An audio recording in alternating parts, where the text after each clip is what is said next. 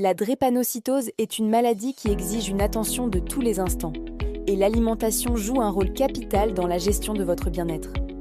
Un apport énergétique et nutritionnel adapté à Ranzan est crucial, car votre corps travaille plus pour compenser. Aujourd'hui, nous allons détailler 5 aliments indispensables, 5 éléments à proscrire, et un remède naturel précieux. Commençons par les 5 aliments naturels indispensables pour une personne drépanocytaire. Premièrement, les légumes à feuilles vertes comme les épinards. Ils sont une source exceptionnelle d'acide folique, essentielle à la production de nouveaux globules rouges pour lutter contre l'anémie chronique.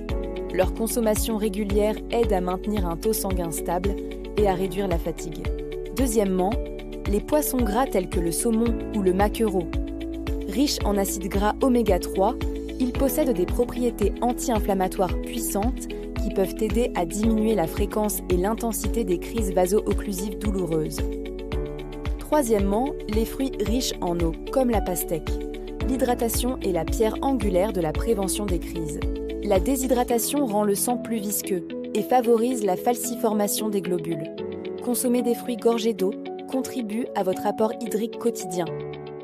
Quatrièmement, les grains entiers, comme le quinoa ou l'avoine. Ils fournissent une énergie durable et des fibres. Contrairement aux sucres rapides, ils aident à stabiliser la glycémie et à fournir le carburant nécessaire à un métabolisme qui est en demande constante. Cinquièmement, les aliments riches en zinc, comme les lentilles ou les graines de courge. Les personnes drépanocytaires présentent souvent une carence en zinc, un minéral vital pour le bon fonctionnement du système immunitaire et la cicatrisation. Passons maintenant aux 5 aliments ou habitudes à éviter à tout prix. Premièrement, l'alcool. Il a un effet diurétique qui entraîne une déshydratation rapide, augmentant considérablement le risque de déclencher une crise douloureuse. Deuxièmement, les viandes rouges en excès. Bien qu'elles contiennent du fer, un excès de fer peut s'accumuler dans l'organisme et devenir toxique pour les organes. Une complication déjà risquée chez certains patients drépanocytaires. Troisièmement, le tabac. Il réduit l'oxygénation du sang et endommage les vaisseaux sanguins, aggravant les symptômes de la maladie et augmentant le risque de complications pulmonaires sévères. Quatrièmement, les aliments transformés et la restauration rapide. Souvent pauvres en nutriments essentiels et riches en graisses saturées, sel et sucre, ils contribuent à l'inflammation et n'apportent pas l'énergie de qualité dont votre corps a besoin. Cinquièmement, le stress physique et émotionnel excessif.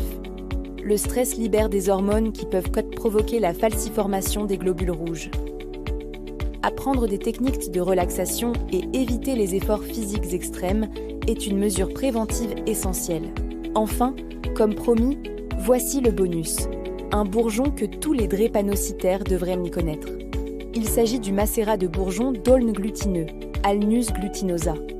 En gémothérapie, ce remède sans alcool est reconnu pour son action fluidifiante sur le sang et son soutien au système circulatoire.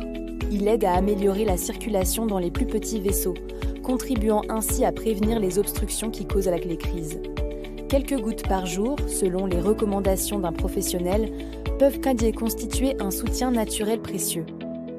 Prenez soin de vous et n'oubliez jamais de discuter de tout changement de régime avec votre équipe soignante.